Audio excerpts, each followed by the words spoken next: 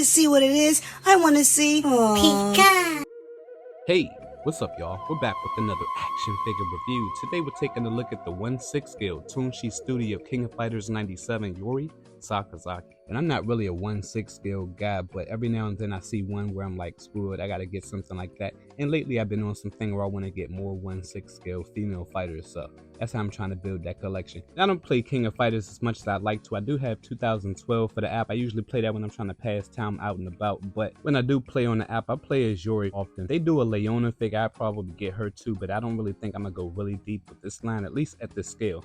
I can't wait for that 112 stuff, but I think this 1/6 version is actually pretty decent. There's a huge issue, as you know, these are that Fison type of material, so she does attract dust rather easily. They did her eyes really well. It's kind of large, it makes her look more animated. I think they might have added too much blush around the eyes, make her look a little bit flustered, and I think she also is looking up slightly too much, but it's not too bad. Look at that attention and detail for the lips though. I think they did a wonderful job with that. So yeah, her face isn't that bad. Her likeness, I mean, it might vary depending on your source, but she does have some really good detail, man. That hair, when I very first got it, I was thinking, damn, how's that hair gonna move? So I laughed a little bit when I noticed she actually has a bendy wire in her ponytail. You're only gonna get the bendable components at the ponytail itself, so that's a little unfortunate, but the sculpt work for her hair looks really good. And I think that's a cool idea. I hope to see stuff like that in 112 action figures. I do think her neck is kind of thick when you look at it in comparison to her face, and the complexion is off as well, but you don't notice it too much in person. May not be a big deal to some people, but I think the purple on her doesn't look accurate to the solicitation images or how she looks in the game. I think it was more blue in it, so it looks like they went with a lighter tone, so I kind of preferred it to be the other way, but I guess I'll live. I mean, it's a nice tank top. I won't be removing any of her clothes in this video, mainly because I suck retying those belts, but one of the two biggest issues I have with this figure is working with that Fison type of material. If you're familiar with it, damn, look at that dust assault on her arms. It says you're supposed to use something like talcum powder to work with it. I mean, I've never entertained my Fison figures long enough to like dive into stuff like that. But that is unfortunate. I'm hoping something will come out to kind of mitigate that in the future. Nice sculpt work for her tummy, and good grief. You know what, I'm gonna leave that alone today. I do like her drop socks though. It doesn't continue all the way to the bottom of her foot, so that helps with the articulation. Her shoes look really cool. Didn't go over that yet. Nice little treads in the bottom of the feet. But yeah, the experience with these Fison dolls isn't all that bad. Look at the Arnold Schwarzenegger Terminator. As far as her look, I think she looks good, generally speaking. I'm not in love with her face. I think it's a little too shiny, and I think her neck is a little too thick. But overall, she actually looks great. So I'm gonna give her an 8.9 for her look. Very well, miss. I shall... Wow!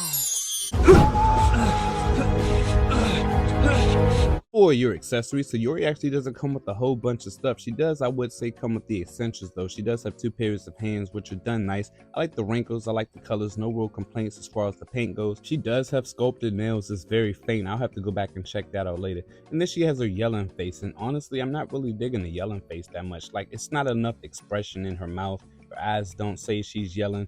I mean, she's got that same look where she looks like she's looking up, but it looks like she's got some texture on both of her headbands, so that's pretty cool. The hair does have a windswept look to it compared to the other one, so that's nice. You have this nameplate here, which was originally intended to be glued to this nice base, but it didn't work out that way.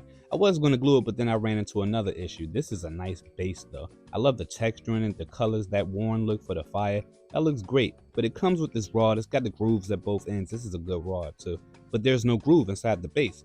So I'm going to have to reach out to Gundam, see if they can do something about it. So for her accessories, this is kind of a tricky one because these Fison dolls can be pretty expensive for the size. Some would say she does come with enough stuff. I think that she could have came with an effect piece. That would have been pretty cool. I'm not going to hold it against her for my defective base, assuming that's an isolated issue. So I mean, I guess overall I'd say she comes with a decent spread. I'm going to give her accessories an 8.5. I don't really like her alternate head though. For your articulation, Yuri actually has a lot of range. You could do a lot of things with that neck. You know what, I said I was going to stop. She gets lots of motion right there. That is freaking awesome. I love it. She looks down a great amount. There is a bit of a bobble because her head is kind of heavy for that pig. I might have to go back and stuff some paper in that later. You're mostly going to need that neck joint to get her to look up, so it doesn't look very fluid, but I mean, I guess I'll take it. She's got some really good range at those shoulders though. I'd love to see what the skeleton looks like for this body. This figure didn't come with any instructions on how to handle her, so I thought that was kind of odd. I mean, in my experience in handling Fisons, they usually say like to not leave them in a specific pose too long. She's got some awesome range at that wrist right there. There must be another joint right there too. That's pretty cool. That ab crunch is awesome too. But yeah, it says don't leave the figures in the post for longer than 2 days, I believe. So proceed at your own risk. And I've been handling this figure a lot, putting her through the ringer, honestly. And it seems like her joint system is kind of different. Like maybe she's got a little bit more of an intricate type of system going on. She moves really easy. Nice little range of those legs going up. You will be met with a little bit of resistance. And I gotta say, they did a really good job with the soft goods for this figure. That's awesome. Beautiful range of those knees. And that's where you're gonna get your rotation as well. Look at the splits.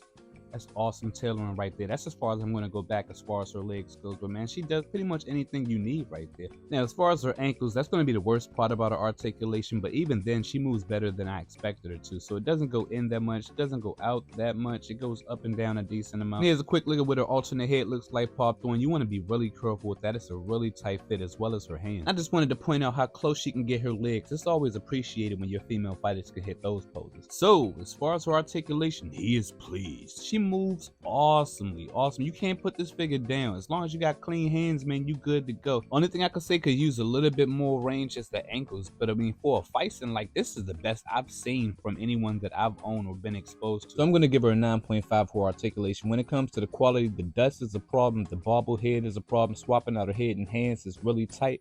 So, and then I got the broken base. So I'm going to dock a few points and give her a 7 for her quality. For your size comparisons, here we have her next to your Play Arts Kai Aerith and your Iconic Studios Ryu.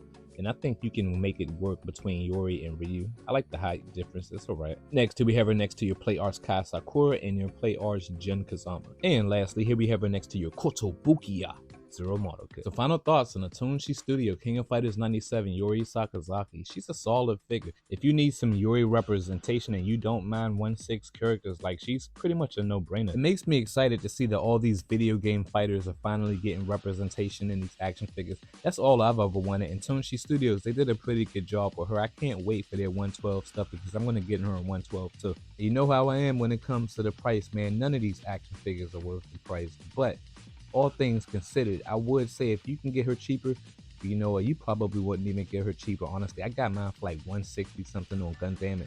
But if you can get her, man, go for it. I mean, she's probably not going to go down in price. Final score, I'm going to give her an 8.9. But all y'all, that's the video. I'll catch you guys on the next one. Peace.